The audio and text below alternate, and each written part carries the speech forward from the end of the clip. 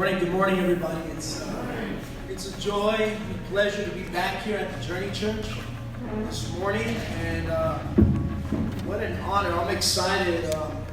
See a lot of my Crucible brothers here this morning, too. I feel the strength. Thank you guys for coming out here. So, I don't know if you guys remember, maybe a couple of days ago, actually a couple of weeks ago now, there was a popular app that was going around. I think it's called Face app. Thank you. And this app, the way it works is you take one of your pictures and you can age yourself or make yourself look younger. And I thought it was hilarious. And I just want to show you guys these pictures right here. That's myself and Stevie right there.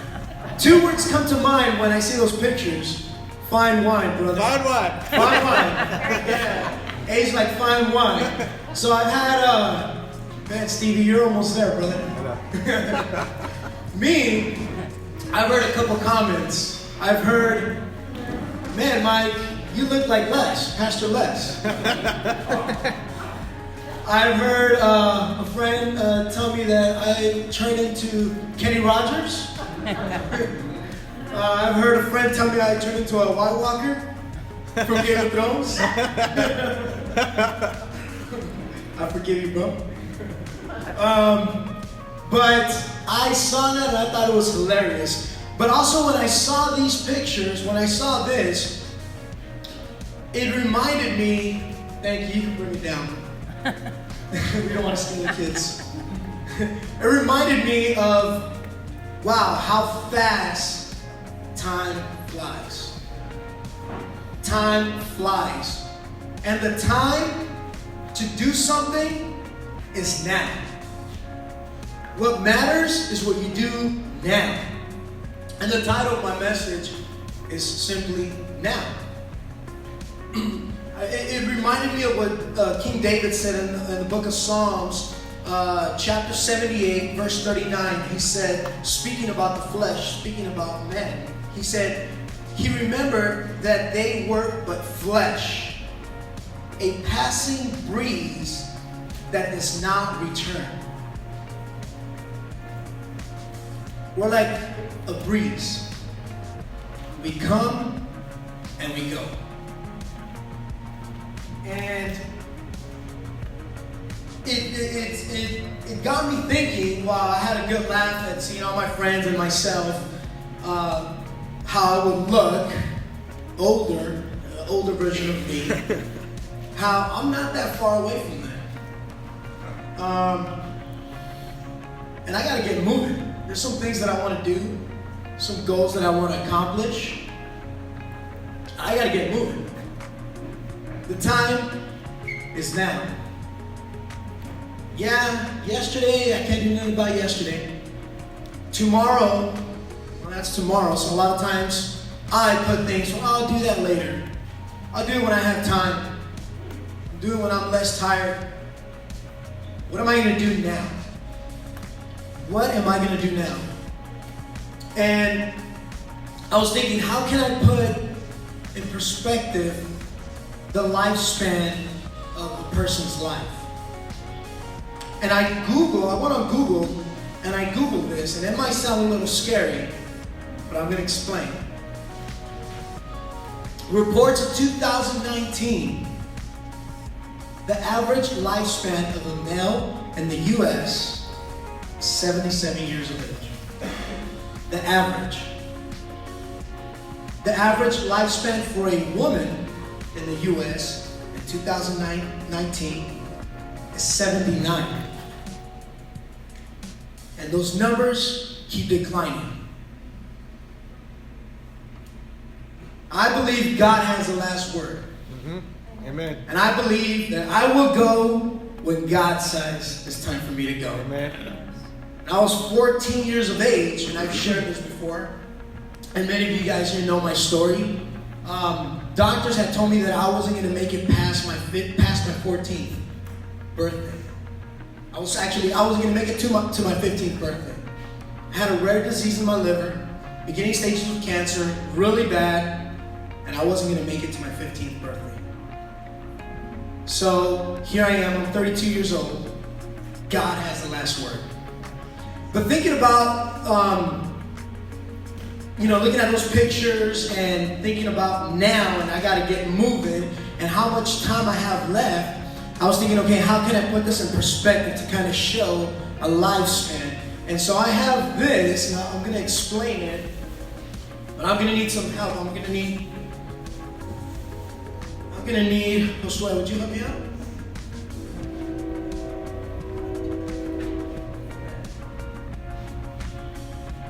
Steven, would you help me out?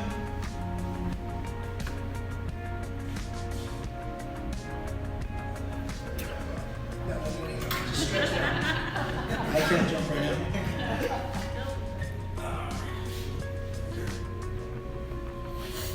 All right.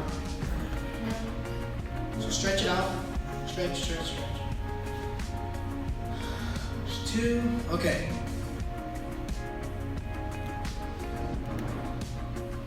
Okay. Imagine this is your life. Okay? And right here, you're born. This is 10 years, 20, 30, 40, 50, 60, 70, 77, 79. Where are you? 20, 30, 40?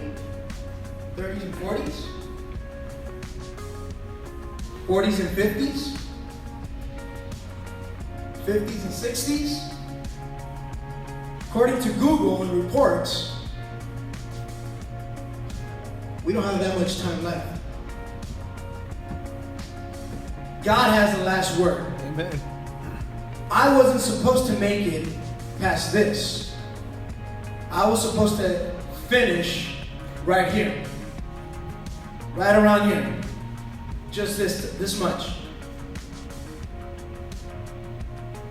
God has the last word. I'm right around here right now. Where are you? How much time do you have left? According to reports, to studies. Thank you, guys. My question to you, thank you. What are you going to do with the time that you have left? It's scary.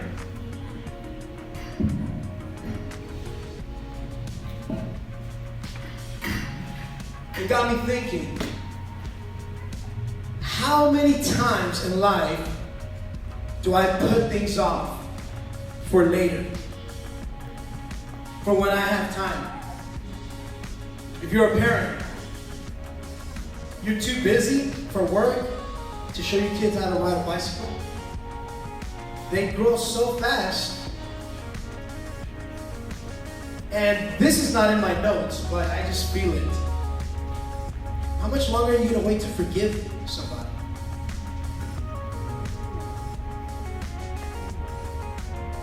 So God, the Bible says, He commands us to love. He commands us to forgive. Love and forgiveness is not a feeling. It's an action. Amen. God did not say, I command you to feel sad. It's a feeling. God didn't say, Jesus didn't say, I command you to feel tender, sadness, angry. He commanded us to forgive. He commanded us to love. There's a difference. Love and forgiveness is an action. It's not a feeling. So if I want to move forward, it's a lot of times it's what's blocking me.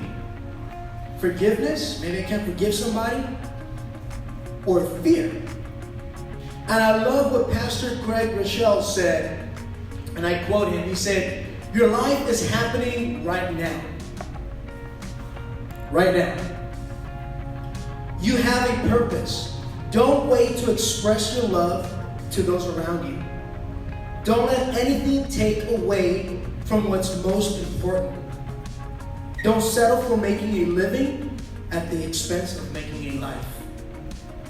Make a difference. Change a life. Choose to be obedient to God today. Love God. Love others. Because your life is too valuable, and your God is too good, and your calling is too great to waste your life on things that don't last." What are we going to do with the time we have left? So, my mom, she loves flowers. Every Mother's Day, birthday, whenever I can, I send her flowers. And she told me at a very young age, and she's good to remind me, "Mike, when I pass away, don't bring me flowers to my gravestone. I'm not going to be there. I want to enjoy the flowers now. Now that I'm alive. Now that I can put them around my house. Now that I can smell them.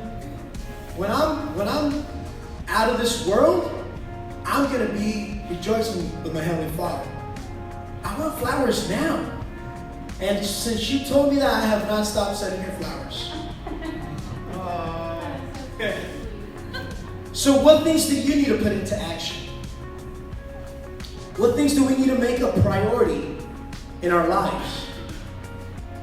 Who do we need to forgive? Who have we lost contact with that maybe we need to make that phone call and reach out to? So one of the things that I said that stops me is fear. Fear of what? Fear that, what if I fail? What if I'm rejected? What if I'm humiliated? What if I'm not good enough? What if I don't have enough time? And we put it off for tomorrow. I'll reach out to that guy tomorrow. I haven't spoken to my mother in years. I'll call her when I have time. But if we see the rope, how much time we have left, according to studies, it keeps getting shorter and shorter. It keeps on getting shorter and shorter. Fear is an important part of our emotional makeup, but often an unwelcoming emotion. Fear is a part of an emotion. It's part of us. It's part of us. But lots of times it's unwelcoming. You can live with your fear instead of living in your fear. And there's a huge difference. Sometimes fear makes us set boundaries. Sometimes good boundaries. Sometimes boundaries that are needed. We need to set boundaries. But lots of times that we live in our fear instead of with our fear, and we can't go to the next step because we're afraid of something. Maybe you want to go back to school and finish your school, but I'm too old. I don't have time. What are they going to say about me? I'm going to be the oldest one in class. And we set it off for tomorrow. So I was thinking about what a friend said. He said he was driving down the road, and he was driving by a neighborhood of several houses that had burned down. And these houses, some of them were already built and there were already people living there for a little bit of time. But a lot of these lots were empty. And they had started construction, but they were never built completely. And people had moved in yet. But that whole section had burned down. And it had me thinking, I'd rather be the house that served the purpose, even for a little time, and might have fallen, than to be the house that never even got started. See, I'm not I'm not for rising and falling, but I'm definitely not for not even rising. I'm not for not even trying. Fear can paralyze. So when I was listening to that, I'm like, man, I'd rather be the house that was built, have family living in there, and might have fallen, than to be the house that never even was completed, never served its purpose, and it just burned. I'd rather serve a purpose. The founder of Facebook said that Facebook was not the first thing he built. Before Facebook, he had built video games, chat systems, study tools, music players, all before Facebook. But yet we know him for Facebook. And who does not have Facebook? Everywhere. Everybody in the world has Facebook. Well, not everybody. But at least you've heard about Facebook.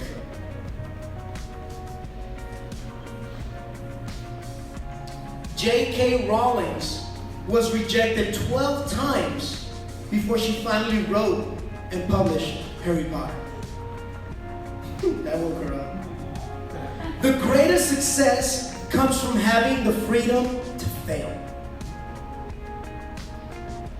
We learn from falling. We learn from our mistakes. But we have to get up, dust ourselves off, walk off the paint, and try again. Because the next time you try might be that moment, might be your breakthrough. And I love what this other author said. She said, your deepest fear is not that we are inadequate. Our deepest fear is that we are powerful beyond measure. It is our light, not our darkness, that most frightens us.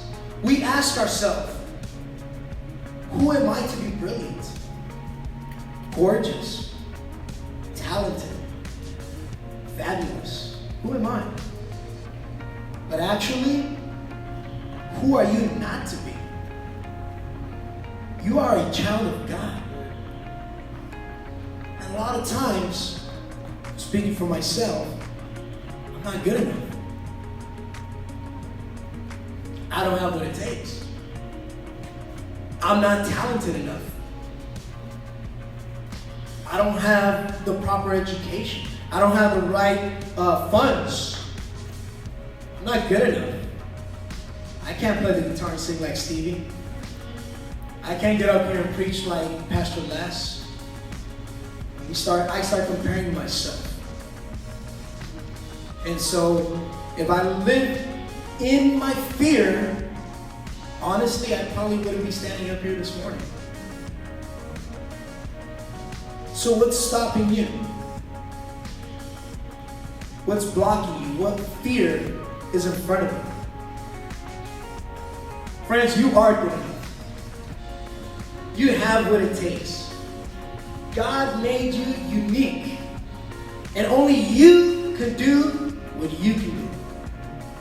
Only you can do what you can do. I can't be Stephen Willis. Only Stephen Willis can bring Stephen Willis. I can't be Josh. I can't be Stevie. I can't be Josue. Can't be any of you guys. And I look up to all of you guys, and I've served here with many of you guys before. And I look up to you guys, and I'm like, man, I want to be like him when I grow up. But I can only bring me. I can only bring Mike Espinoza. God made me this way, but I'm not going to stay there. I want to improve. I want to learn. I want to get better. But the time is now to do something about it. What are you going to do with the time that you have left? Who do you need to reach out to? What steps do you need to take? Friends, what you want is on the other side of fear. Reach out and get it. My message this morning is very short, but I hope it's lifting your spirits. I hope something's clicking. And I want to share this verse with you guys. It's in 2 Corinthians chapter 6, verse 2, speaking about now. In the time of my favor, I heard you. And in the day of salvation, I helped you.